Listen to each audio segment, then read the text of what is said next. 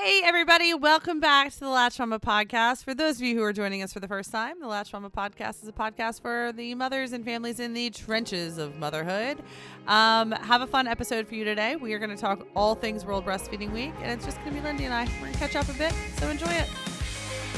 You're listening to Latched Mama podcast. I'm your host, Melissa Wirt, busy mom of 6 and owner of LatchedMama.com. Join us each week as we talk about pregnancy, breastfeeding, postpartum, and all things motherhood. Hi, friend. Howdy. I think sometimes podcasting is the only time that we get to silence our phone and actually connect. And these poor people get to listen to our friendship conversation. For those of you who do not know, World Breastfeeding Week happens the first week of August each year. Mm-hmm. We randomly started celebrating it. I don't even think I knew it was a thing the first time we started celebrating it. So my family used to go away. We have a condo in outside of Myrtle Beach that was kind of a timeshare, but not really. It started as a timeshare when my husband was growing up, and then it just turned into like 5 families who own it. Apart from the timeshare situation, but long story short, the week changes every year. So the first time that we kind of went after we started Latched Mama, we happened to go the first week of August. Mm-hmm. And driving down there, I had saw something on my social feed that was like, oh, look, it's World Breastfeeding Week. Is World Breastfeeding Week a thing? And I had no idea. Do you know when that started? I don't know when it started. No idea. Okay. I don't know. I have no idea. I don't know if that, I don't think it was like the first year. I think it was maybe the first year that I had like explored it. So when we arrived at the condo, I decided that we should celebrate it as a company. But it was kind of one of the first times we had ever really left the company, Eric and I, by ourselves. So we launched this whole sale thing. We found stuff that we had in the warehouse. So we had like Latched Mama tees made once upon a time, and we had some canvas bags that we had made. And we just decided to just give free gifts with purchase that week. And it ended up being a glorious week. It was a great week. We did it from the road, had an amazing team back at home. And that is how World Breastfeeding Week was born. Yeah. And then we've continued to celebrate it. Yep. It's really, really fun. It's a good week. Yeah, it is a good week. It's gotten a little bit more like intense as the years have gone on. Yeah. Because what happened at the beginning was that, we just needed, 100 extra T-shirts and 50 extra bags or something like that. And now it's turned into a lot of money spent up front for like incentives and extras and stuff like that. Yeah, we turned into like an accessory company. We do. We were like promised ourselves we would never order another 8,000 cups or something of anything ever again. So because then if we get the numbers off or we order too many, then we have to sell accessories, and we're not an accessories company, and it just gets a little complicated on the other side. But it's always such a fun week to actually think about celebrating the thing that we show up and do for our kids, and the whole purpose of the company, which is to make moms' lives easier. Yeah. So this week, because you guys are hopefully listening to this during World Breastfeeding Week, we brought back our OG tiered sale, where the more clothes you buy, the more stuff you get. And you get incentives. You get freebies too with each tier, which is so much fun. We do it that way also because, like, what mom doesn't like more stuff? Yeah. Wait, will this be out? Will all I don't know. I think it comes out. What date are our podcast? Thursdays. And that's day 1. Oh, so are we launching it? Are we launching it on? Yeah. Kennedy. Yes. Is this? This is August 1st. Thursday. Yes. Today. Yep. Okay. Okay. Yay. Woo! All right. Ooh. Yeah. Okay. It's World Breastfeeding Week, y'all.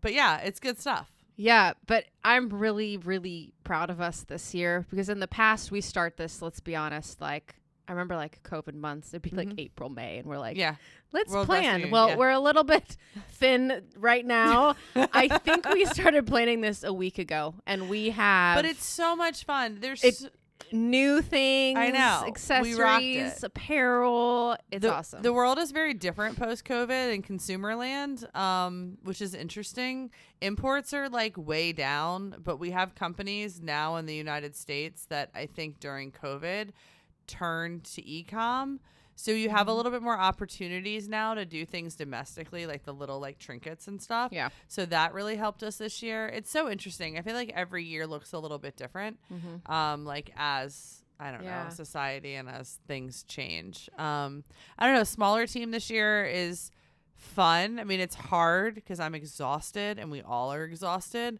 but we're also it's a little bit easier to pivot and change and have fun. And like, it's been good. Yeah. And our little ticker finally somebody wrote an app that allows us to do these tiered sales. I mean, it's just progress. It's so exciting. Yeah. And then you have like the sale part, but then you have all of the other stuff that happens. The education, the content, the trying to get out there. We have the pump spotting stuff happening that week as well. Yeah. Hopefully we have the bus here in Richmond. Stay tuned for more information on that. Like, it's the education part, because suddenly breastfeeding, which is this thing that kind of gets hidden sometimes and not really supportive, finally in some ways has like a spotlight on it. Yeah. And so we tried to balance the two of those. Yeah. Do you have like thinking back, I'm going to put you on the spot really fast. Like breastfeeding in general, like what would you say to somebody who was like, I don't know if I'm gonna be able to breastfeed. I'm gonna breast. Like, what would be like your takeaways, like your memories of it, or like, did it knock you on your butt? Like, was it easier than you expected? Like some of your breastfeeding, like your breastfeeding memories or stories. Yeah.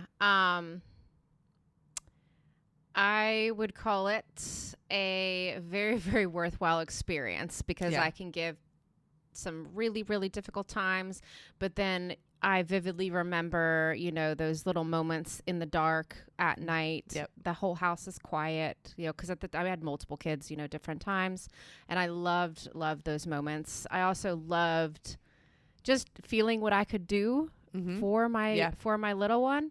But, also on the flip side, I think it's a huge commitment. I think we often say it's a lot easier in some ways to not make a bottle, whatnot, but it's also a lot easier in that moment if you need the break or to step away. It is easier to make the bottle. So, you can see it from all different angles, but I think it's a big commitment. It's not always easy. There are beautiful moments. There are really, really hard moments. There might be some painful moments. But I'm so happy that I got to experience it. And I wouldn't change any of that. For me, I went so blindly into the process. Like, I was so optimistic it would work, and it did really work. It was fine at the beginning. I mean, it hurt. And then it was interesting to watch as the years went by and I had more kids. I feel so privileged at this point to be able to sit here running this company. And although there were moments that were so difficult, I had such a different experience with each kid. And I feel privileged in the sense that I can actually like talk to multiple things. Like, I had a milk donor with my last baby, like he wasn't gaining weight. I had one that nursed super fine. I had, a refluxy one. Like, I had so many different options, or so many different opportunities to kind of hopefully have some sort of like empathy for other people's like stories and experiences. So I feel like that was like a really big gift. I think what I didn't understand, and what kind of took me a little while and a few more kids to really truly grasp, was like kind of the biological impacts that making milk actually has to your body. Like, it's not just you put the baby on the breast, the supply and demand thing, like, and you feed your baby and go. But like, what actually happens during letdown? Like, what does oxytocin do to your body? Like, it slows you down. Like, it lessens your motivation. It can make you sad. It can make you feel yucky. It can make you feel happy.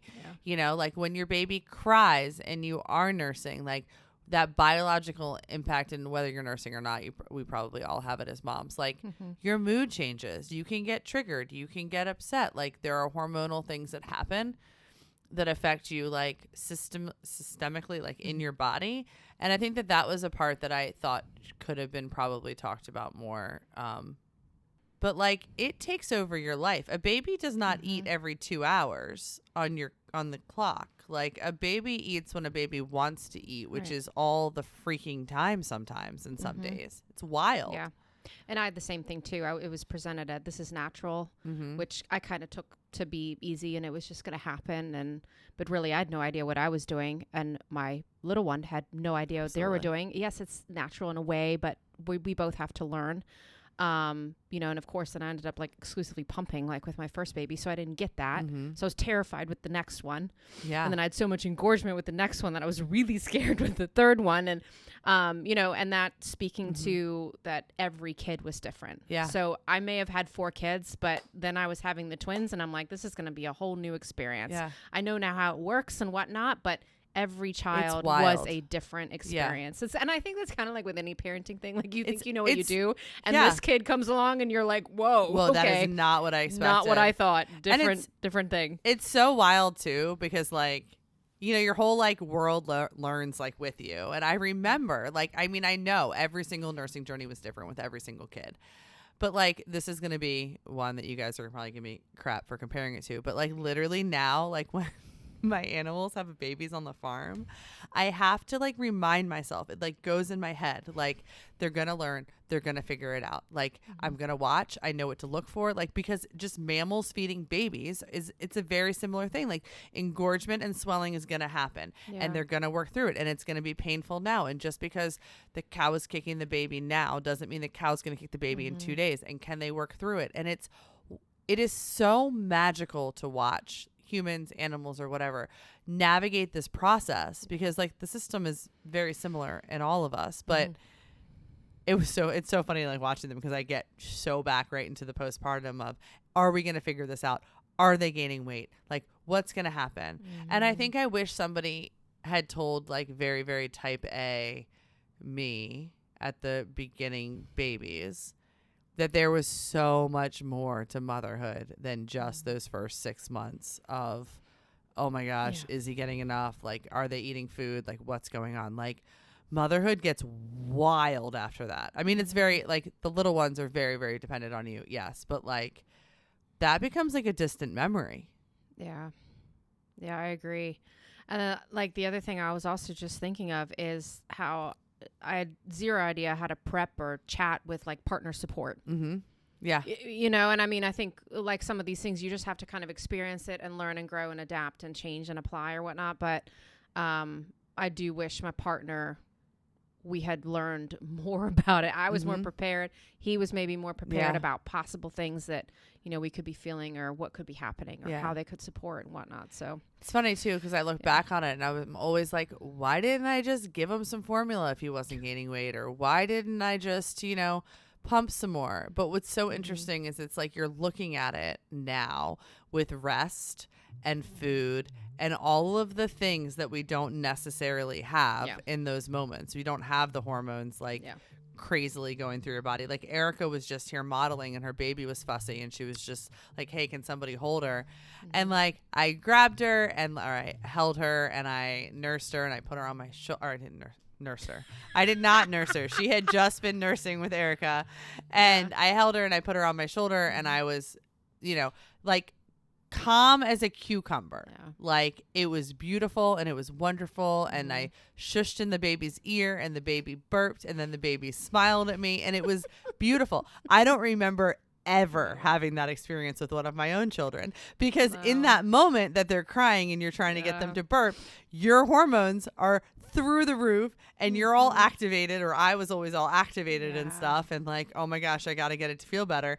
And where this was like this beautiful magical experience, does not make me want another one, but it was wild, the difference. Like, and I had to just sit in that moment and be like, oh, this is so beautiful, but this is not how it was for me when I had a little one. No. And it's off topic, but that always drove me nuts, because I'd be trying and trying and trying and trying to kind of calm her. Meanwhile, what I really just needed to do was calm myself, because I'd hand the baby to my mom and everything would just be quiet and calm, and like she'd fall asleep and I'm like, girl, like why couldn't I do that? I felt so bad as a mom, like, you know, but really it's just, we are just so overwhelmed in the moment, and you kind of pass that on to little one. And and but anyways, that was a side note. No, but it's totally true. It is wild. It is wild to look back on all of the breastfeeding stuff. And you know, I mean, we want support and education and all of those things for like moms and breastfeeding and all of that stuff, and we can do such a better job at it. But what's so interesting is, I think, from like layperson to layperson, like mom to mom, I mean, yes, CLCs, whatever, like we have some breastfeeding education, we have whatever, but like where our education and where I think we can help other moms is simply by making them feel seen.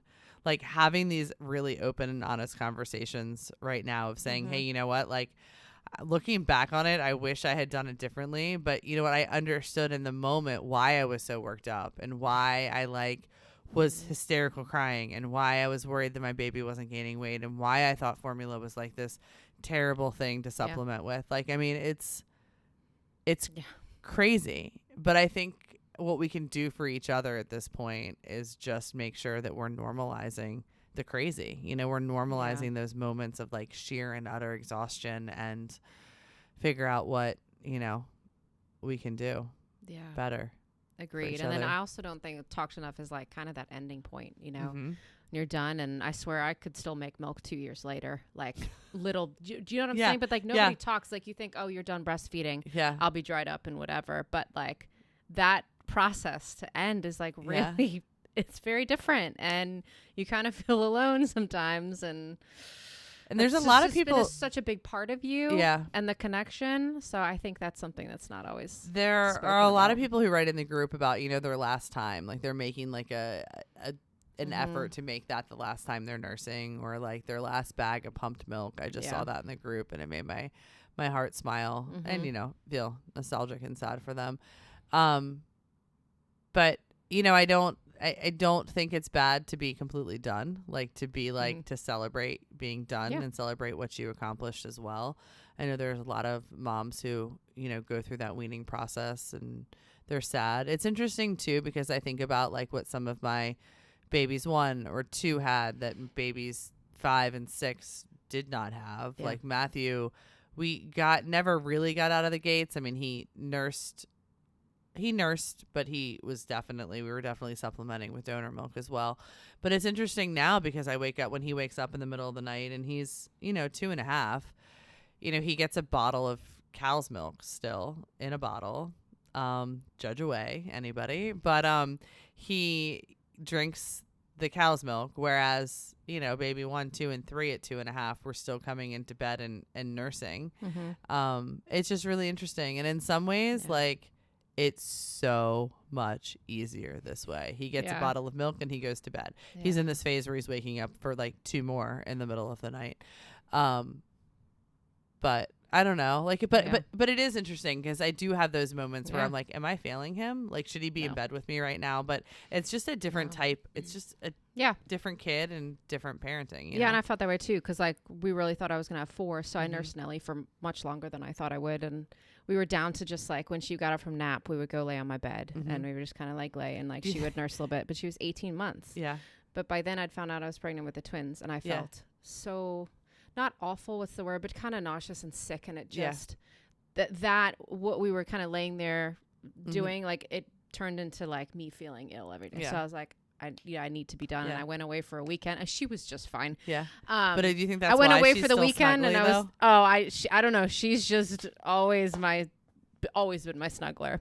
But then, you know, like with the twins, you know, by 8-9 months, I wasn't making enough for all of it. And so, and I found out one had an allergy. Yeah. So then in comes the guilt because this one's got partial, you know, she can't have any of the formula, and I didn't want to do soy for whatever reason I felt like at the time. So Estelle was the one who got the partial formula, partial breast milk, but Amelia got all breast milk. So cue like the mom guilt right there. But I knew, I was like, when that 12 months hit, I am done. So done with this pump. And I was like so proud of myself, but I had 0 issues then giving it up. But all of them had different experiences. Yeah. You know, some I felt so bad and some I was like ready because I felt ill, and some I'm like, I'm not putting this pump to my chest one more time. Yeah. You know, so it's wild. So whatever your journey looks like, guys, you know, just know that it is the best for you and your family. And I think that that's like, there's no judgment. And what's wild, and I remember telling Scout this, and I've talked about this on the podcast before. Scout was my kid's babysitter, and then she worked here at Latched Mama, and then she recently in the past couple of years had her own baby, and the baby was having a hard time gaining weight, and she was completely in that space that so many of us have been in. And I was like, I promise you, in 6 months, do what you need to do now, get the baby to gain weight, whatever, but in 6 months, like this is going to be a distant memory because you were going to be in the trenches of some other parent situation. Like you're going to be parenting in a different way to this kid than you are right now. And it's just going to start getting like bigger, and like that memory is going to be a small piece of that child's life. In that moment, it's like the first 2 weeks of that child's life. And then those moments start compounding on each other as that kid gets older, and it just becomes a small part of their story. And I think that that's what I wish people had said. Like, of course I own a nursing wear company. Of course I love the fact that we have a World Breastfeeding Week, but I think we need a World Walking Week and a World Speech Pathologist Week, and I'm sure we have all of these. But you know, like there are so many other things and things that I want to celebrate about the specialness of our kids and the journeys we've been on and stuff like that. And you know, for those of you who are in the trenches trying to make do, trying to nurse, or still holding on to guilt about your child's feeding journey or whatever, just remember that it's just a small piece of an amazing set of memories and wonderful moments that you create and that you show up for your kids. So go shop, go enjoy World Breastfeeding Join us Week. this week. We're going to be lots of lives and stuff. Live all the time. Yes. Come join lives us. Every day, but come let us celebrate you. And if you miss a live, you can rewatch it. And I'm sure there'll be funny stories about our lives and me saying inappropriate things. Okay, guys. Happy World Breastfeeding Week. We will see you soon. Bye.